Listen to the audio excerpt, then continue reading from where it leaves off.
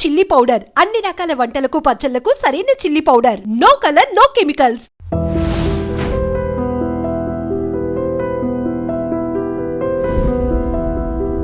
మీకు మోహన్ బాబు గారికి కూడా గొడవైందంట. మీరు మా సెక్రటరీ రాజీనామా ఎందుకు చేశారు సార్? ఇది అన్నయ్య కూడా తెలియాలండి.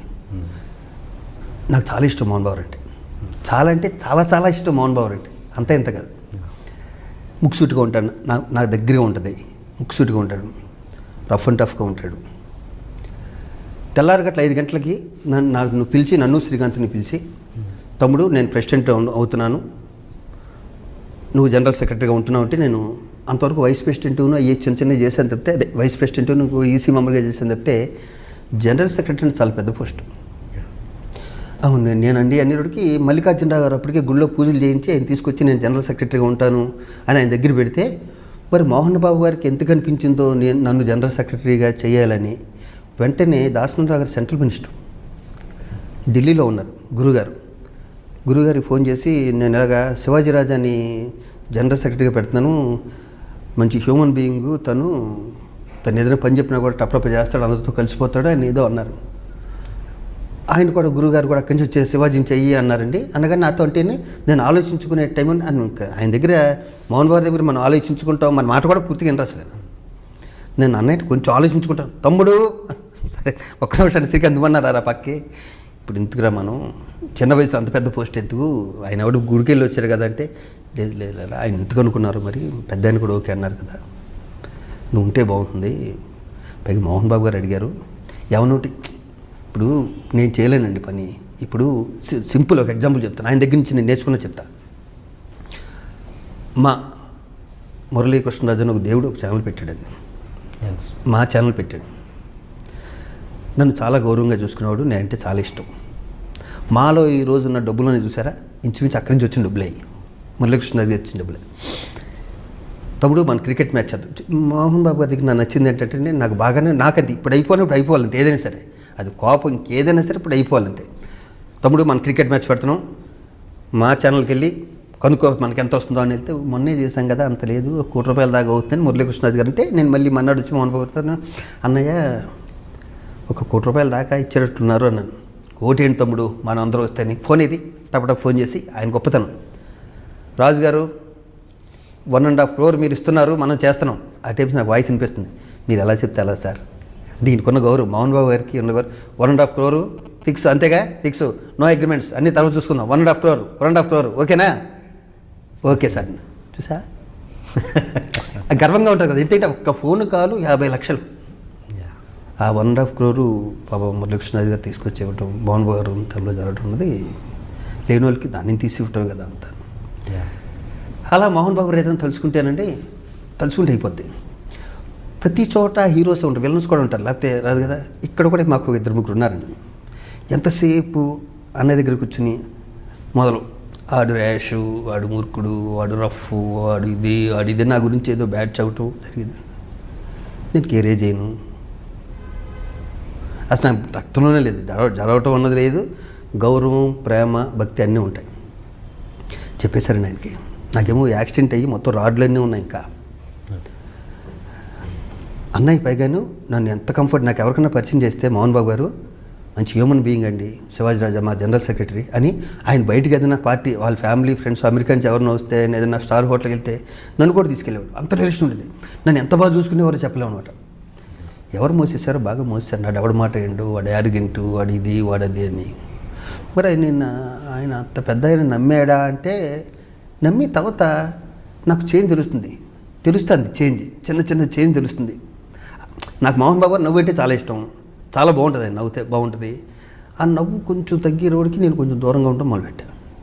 నేను దూరంగా ఎప్పుడు ఉన్నానో దూరంగా ఉండకుండా ఉండవలసింది. అసలు దగ్గర ఉంటే తెలిసిపోయేది, నేను చెప్పేవాడిని. దూరంగా ఉండటం వల్ల ఏమైందంటే, ఈ కాకులు ఉన్నాయి కదా, ఈ కాకులు ఇంకా దగ్గరికి అయ్యి, మీరు అది చేయమంటే అటు చేయట్లేదండి, ఆడు సొంతంగా ఏదో చేసుకుంటూ పోతున్నాడు, అదేం లేపిస్తే ఒక ఫైన్ మార్నింగ్ నేను రిజైన్ చేస్తాను. అప్పుడు ఇంకెంతో లేదో 5-6 నెలలు ఉంటుంది. నేను కూడా ఆపరేషన్, రాడ్స్ అయి ఉన్నాయి లోపల, చేతికి రాడ్స్ అయి ఉన్నాయి అంటే, తమ్ముడు ఆలోచించుకోసారి అన్నారు. లేదని ఆలోచించుకుని వచ్చాను, రిజైన్ చేశాను. నేను రిజైన్ చేయటం అన్నది డెఫినెట్గా నేను చేసిన తప్పని. నేను రిజైన్ చేయటం ఆ క్షణంలో రిజైన్ చేసి నన్ను నమ్ముకుని పేదలు పొందుతున్నారు కదా, వాళ్ళకి నేను అన్యాయం చేసినట్టు. పైగా నన్ను నమ్ముకుని ఆయన మోహన్ బాబు గారు లాంటి వ్యక్తి నన్ను నమ్ముకుని నన్ను జనరల్ సెక్రటరీ చేస్తే నా ఎమోషన్తో నాకున్న టెంపర్మెంట్తో నేను చేయటం అనేది చాలా చాలా తప్పు చేస్తున్నాను. అంటే అది అయిపోయాక నాకు ఆయనకి రిలేషను నేనంటే పెద్ద ఆయనకి ఇష్టం లేదు. ఎందుకంటే ఒకసారి నన్ను 2-3 సార్లు అయినా ఒక మాట అన్నారు, నాలా తయారవకన్నారు ఆయన. అంటే ముక్కుసూరితనంలోనూ ఏదో కొన్ని తెలియకుండా అభ్యాస్తాయండి.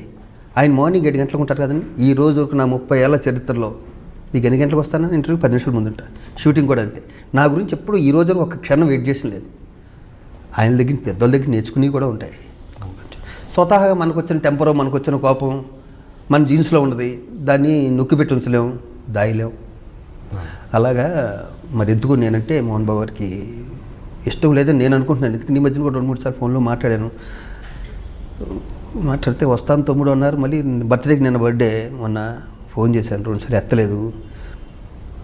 పరుచూరి వెంకటేశ్వర గారు ఫోన్ చేసి అన్నయ్య ఫోన్ ఎత్తట్లేదంటే నా ఫోన్ కూడా ఎత్తట్లేదు, నమ్మకు పోలే, నా కోపం వచ్చి ఎత్తట్లేదేమో అనుకున్నాను. నా ఫోన్ సర్లే అయితే వచ్చాక నేను ఆయన బర్త్డేకి అన్నదానం పెట్టాను. మేము ఒకటి అనుకున్నామండి, ఎవరైతే ప్రెసిడెంట్స్ ఉన్నారో మూవీ ఆర్టిస్టులు వాళ్ళ బర్త్డేకి వస్తే ఒక 100 మందికి హరే రామ హరే కృష్ణ దాంట్లో అంటే గుర్తుగా ఒక 100 మందికి అన్నదానాలు చేద్దాం, అది ఇప్పుడే స్టార్ట్ చేద్దాం అనుకున్నా. అది అలాంటి టోటల్గా నేనంటే కొంచెం పాపం ఉన్నట్టుంది. ఈ గొడవకి ముందు మిమ్మల్ని అసలు మంచి హ్యూమన్ బీయింగ్ శివాజీ రాజా అనేవారు. నన్ను ఎంత బాగా చూసుకునేవారండి, అసలు ఎంత బాగా చూసుకునేవారు. నేను చాలా బాగా చూసుకునేవారు నన్ను. నాకు అలా పిల్లలు నేను ఎంత ఇష్టం వాళ్ళ ముగ్గురికి, లక్ష్మికి కానీ మనోజ్కి కానీ విష్ణుకి కానీ. మీరు చిరంజీవి గారు తొత్తు ఆయన ఫీలింగ్ ఒకసారి ఆ మాట కూడా అన్నారండి. ఆయన అన్నారు, మోహన్ బాబు గారు అన్నారు నన్ను, ఏమయ్యా అని ఎవరితోనో అన్నాడు. అది తెలియకనేసింది ఆయన కూడా. చిరంజీవి తొత్తయ్య శివాజీ రాజా అనేసారు. ఇదేంటి సార్ అంత మాట అనేసారు అనుకున్నా. ఎందుకంటే నేను చిరంజీవి గారు అభిమాని అండి, అది అందరికీ తెలుసు. అది నేను కృష్ణ గారి అభిమాని, అంతకుముందు చిరంజీవి గారి అభిమాని, చక్కెర మీరక్క మోహన్ బాబు గారి అభిమాని. ఇదేంటి ఇలా అనేసారు అని బాధపడ్డా నేను. అని విచిత్రం ఏంటంటే చిరంజీవి గారి ఫ్యామిలీకి ఇంతలో నేను సినిమా చేయలేదండి. అదే మీరు 2 ఫ్యామిలీస్తో సినిమా, నేను 400 సినిమాలు చేసిన వ్యక్తిని. 2 ఫ్యామిలీస్తో ఎవరితో నేను నాగబాబుతో సినిమా చేశాను తప్పితే ఒకసారి ఈ 2 ఫ్యామిలీస్తో నేను సినిమా చేయలే.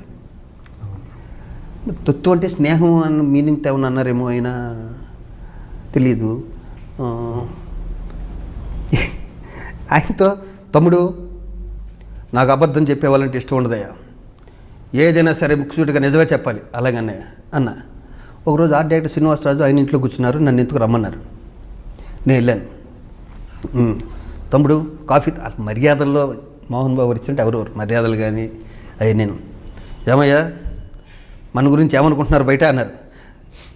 అనే మీరు వాళ్ళు ఎవరినో మనుషులు పంపించి కొట్టించారంట కదా, అది అనుకుంటున్నారు.